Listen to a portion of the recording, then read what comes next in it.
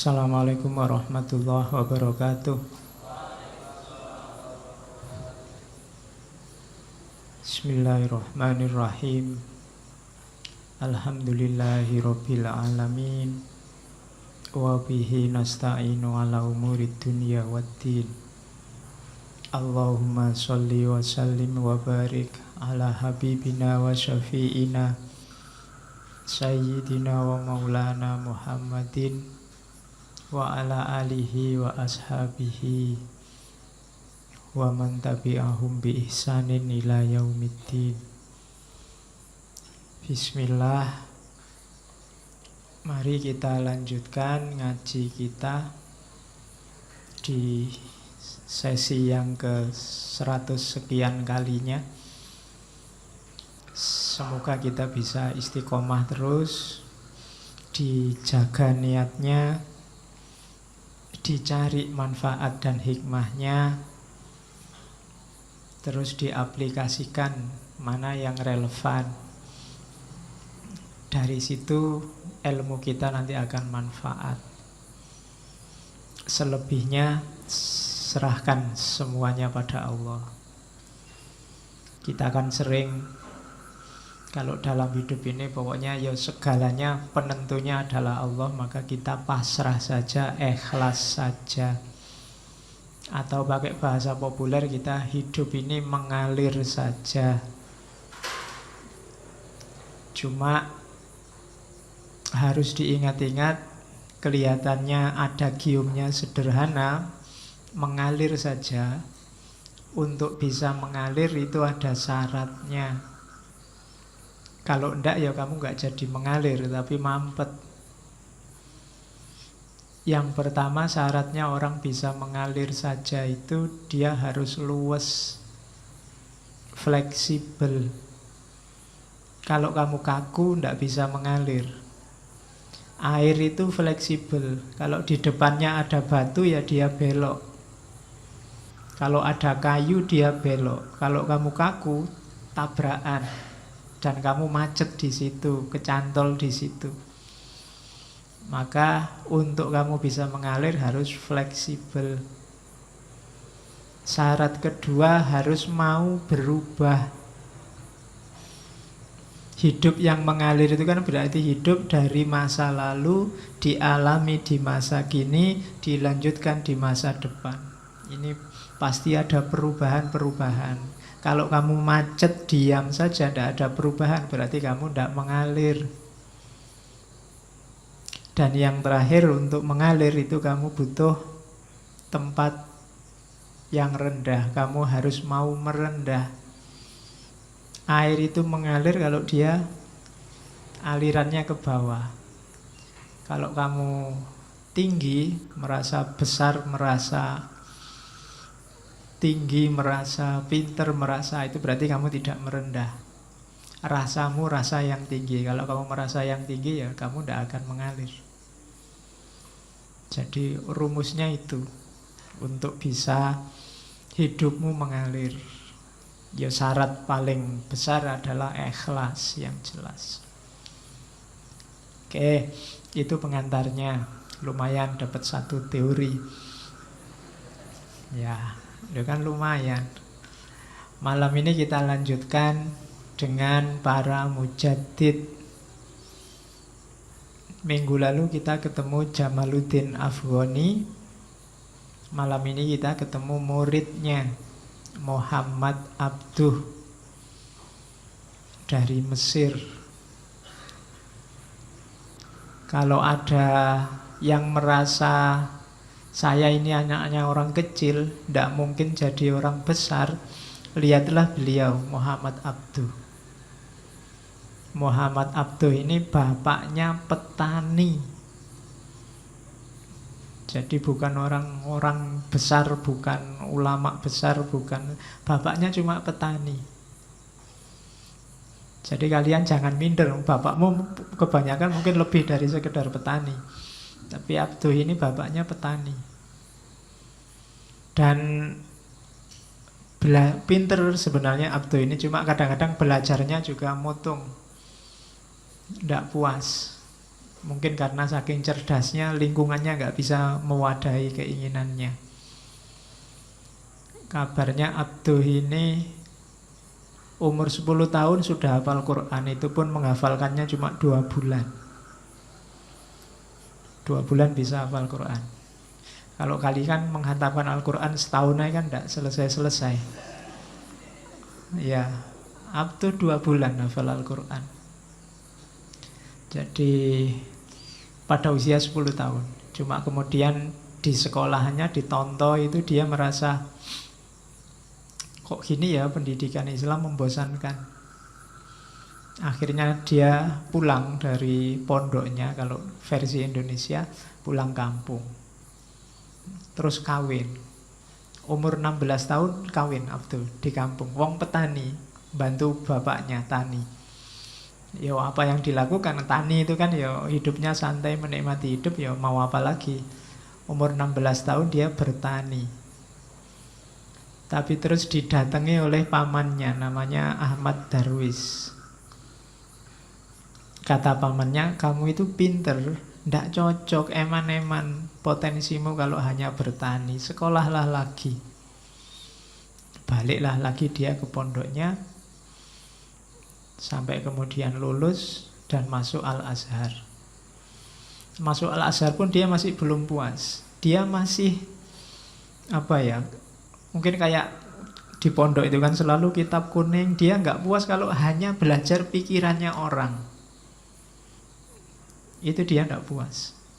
Lah kita ngasih kontribusi apa kok hanya ikut-ikutan pikirannya orang dari masa lalu. Nggak salah mereka, cuma kita ini tidak ada apa-apanya, berarti tidak memberi kontribusi apa-apa. Maka cuma kali ini dia tidak pulang kampung. Di Al-Azhar dia kecewa kayak Ghazali, lari ke dunia sufi, belajar asketik, belajar uzlah, belajar juhud, belajar wirid kayak Ghazali. Tapi bukan tipenya. Orang itu juga tipe-tipe ya. Kalian harus tahu tipemu. Mungkin membaca-baca Ghazali terus Abduh kepingin kayak Ghazali. Katanya Ghazali puncaknya itu ya di tasawuf. Dia mencoba masuk ke tasawuf tapi tidak jodoh. Datang lagi pamannya Ahmad Darwis tadi terus bilang, kamu juga tidak bakat jadi sufi. Duniamu tidak di sini. Biar kamu tidak bosan belajar agama, belajarlah juga ilmu umum. Nah, nanti dia terus belajar logika, belajar matematika, belajar ilmu-ilmu umum. Di situ dia baru merasa puas. Kayak gini ilmu. Nggak kayak hafalan nazom, nggak kayak hafalan kitab kuning, nggak kayak itu Abduh. Apalagi terus kemudian ketemu dengan mentornya Jamaluddin Afghani. Dia sangat tunduk pada gurunya ini, sehingga banyak menyebarkan gagasan gurunya. Sampai kemudian diskors dari kampus. Sampai ketika dia sudah ngajar, dia diberhentikan. Tapi tidak masalah, dia tetap aktivis. Meskipun nanti belakangan di akhir hidupnya dia jadi qadhi, dia jadi kepala, kalau di Indonesia mungkin semacam mahkamah agungnya, jadi guru besar, tapi dia sudah berjuang kemana-mana membantu gurunya. Gagasan-gagasannya tidak sangat jauh dari gagasannya Jamaluddin Afghani. Cuma di beberapa titik lebih kontroversial. Nanti kita lihat ada kontroversial di mana. Yang suka banyak, pengaruhnya luar biasa tokoh ini. Di Indonesia masih sangat terasa sampai hari ini. Gaya berpikir model Abduh dan kawan-kawan.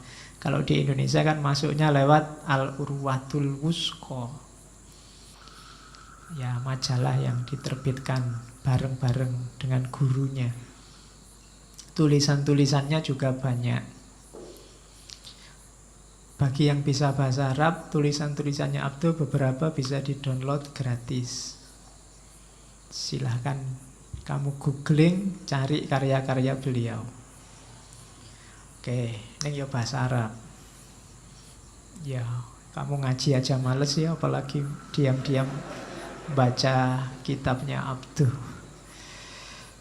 Oke, nanti beliau meninggal 1905. Kelahiran 1849. Berarti umurnya sekitar 56 tahun. Tidak terlalu tua. Tapi jasanya besar, khususnya untuk dunia Islam. Mesir itu kan di era kehidupannya Abduh sedang kesengsem luar biasa dengan sains. Saat itu penguasanya adalah Muhammad Ali Pasha. Yang memperkenalkan sains ke dunia Mesir itu Napoleon Bonaparte, Perancis. Perancis ini sebenarnya Napoleon ini datang ke Mesir itu sebenarnya untuk transit. Target utamanya India dalam rangka saingan sama Inggris. Napoleon ini masuk ke Mesir selain membawa pasukan, dia juga membawa banyak ilmuwan. Ada sekitar 60-an ilmuwan yang dibawa dari berbagai bidang ilmu. Terus dia di Mesir juga membangun laboratorium ilmiah, namanya Institut di Egypt. Dari situ orang Mesir terbuka matanya tentang dahsyatnya sains. Cuma ya seperti di mana-mana, ketika kubu sini hidup, kubu sebelah juga hidup. Yang konservatif juga resisten. Sains Barat dianggap merusak, tapi di sisi lain penguasanya lebih pro sains Barat, Muhammad Ali Pasha. Dari situlah nanti lahir tokoh-tokoh banyak yang disekolahkan ke Perancis, banyak yang dikirim ke luar negeri, banyak mendatangkan guru, banyak dilakukan terjemahan. Akhirnya lahirlah fase pembaharuan di dunia Islam. Salah satu tokohnya beliau ini, Muhammad Abduh. Itu untungnya Mesir yang datang Napoleon membawa ilmuwan. Kalau di Indonesia yang datang Belanda.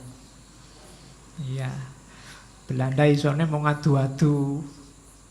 Grup ini diadu sama sana, kalau sudah lemah dia masuk. Strateginya Belanda kan gitu, dipecah-pecah terus dijajah. Dan kita nggak dapat apa-apa. Yang dijajah Inggris, kayak India itu mungkin Inggrisnya lebih lancar daripada kita. Kita dijajah Belanda ya bahasa Belanda paling 1-2. Karena Belanda itu mau ngajari itu kan di sekolah-sekolah khusus yang dia bentuk sendiri untuk kepentingan mereka sendiri. Dan nggak semua orang bisa sekolah di sana. Nah, itu Belanda. Ya nasib kita. Cuma kalau ya makanya kita itu kan kalau bahasa asing agak trauma. Karena tidak terbiasa. Tidak dibiasakan oleh Belanda. Kalau Perancis, kalau Inggris mungkin lebih enak, lebih nyaman. Sayangnya kita dulu nggak bisa nego.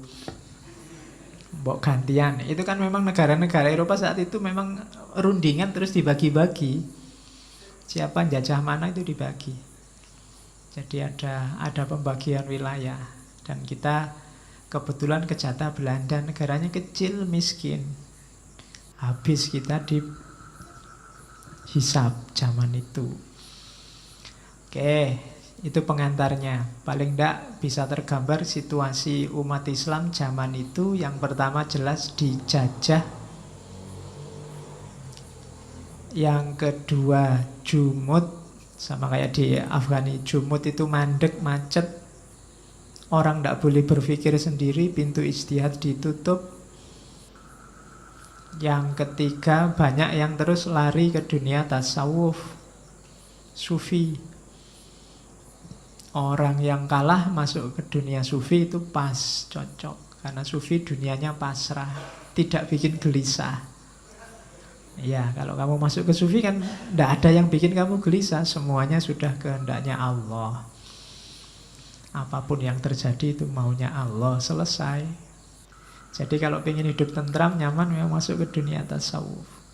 Cuma kita punya tanggung jawab loh, selain hubungan kita sama Allah, kita juga punya tanggung jawab khalifah. Kita punya tanggung jawab menentukan ketentraman, kemakmuran, harmoni alam semesta.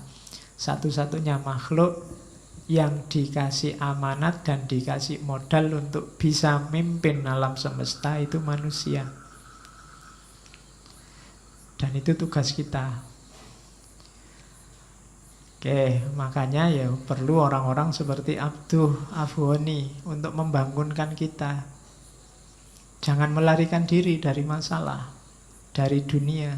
Kita punya PR besar. Saya tidak tahu PR-nya sudah selesai apa belum hari ini.